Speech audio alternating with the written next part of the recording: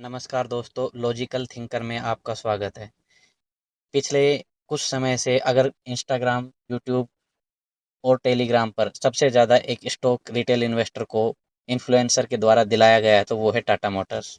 लेकिन क्या आप जानते हैं कि अगर आपने 2015 में टाटा मोटर्स का स्टॉक लिया होता तो आज 2025 में 10 साल का इसका CAGR 2% से भी नीचे निकलता है।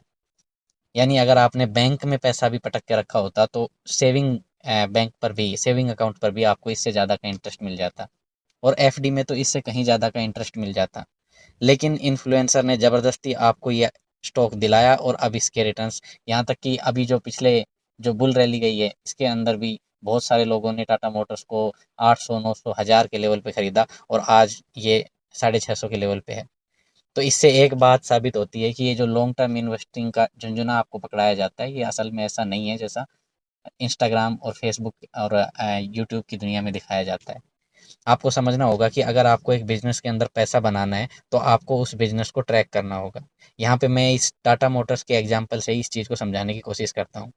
यहाँ पे आप देखिए, 2013 से लेकर और आज तक यहाँ पे टाटा मोटर्स का स्टॉक देखिए आप किस तरह से परफॉर्म कर रहा है, इसके फंडामेंटल्स किस तरह के। तो अगर आप देखोगे तो नेट प्रॉफिट जो 2013 के अंदर 9,000 10,000 करोड़ के आसपास था, वो आज 32,000 करोड़ के आसपास है, यानी कि 2-3 गुना हुआ है पिछले 10 सालों में। तो ये जो अगर आप इसकी CAGR प्रॉफिट की निकालोगे तो वो लगभग 5-6% के आसपास, 6-7% के आसपास आएगी। तो अगर 6-7% के लिए आप स्टॉक मार्केट में आ रहे हो तो इतना रिस्क आपको मेरे ख्याल से नहीं लेना चाहिए। अगर आप स्टॉक मार्केट में आ रहे हो तो आपको ढूंढना होगा हाई पेस पे ग्रो करने वाले बिजनेसेस को, जो अपनी सेल्स ग्रोथ और अपनी प्रॉफिट ग्रोथ को कम से कम डबल डिजिट से तो ग्रो कर रहे हैं।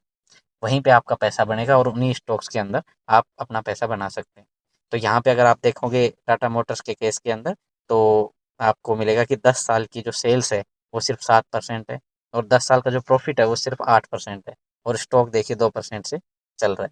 तो इससे समझ में ये आता है कि आपको हमेशा उन स्टॉक्स को रडार पे रखना है जो अपनी सेल्स ग्रोथ और प्रॉफिट ग्रोथ को एक हेल्दी स्पीड से बढ़ा सकें, 15 से 20% से। उन्हीं स्टॉक्स के अंदर पैसा बनता है।